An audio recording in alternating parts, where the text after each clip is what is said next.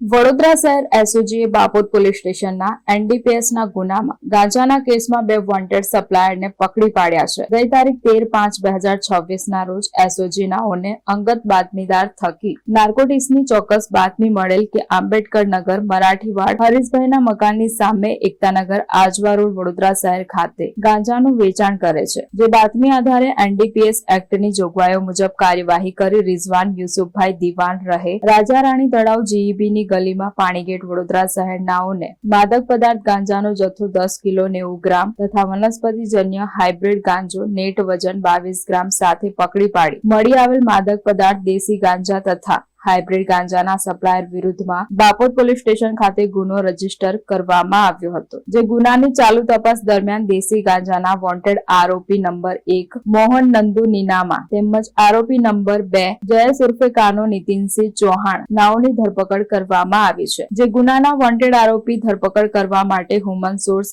આધારે ગુનાની વધુ તપાસ હાથ ધરી વોન્ટેડ આરોપી નંબર 1 ને તારીખ 17/5/2026 તથા વોન્ટેડ આરોપી નંબર 2 ને તારીખ 18/5/2026 ના રોજ ગુનાના કામે ધરપકડ કરી આગળની કાર્યવાહી હાથ ધરવામાં આવી છે।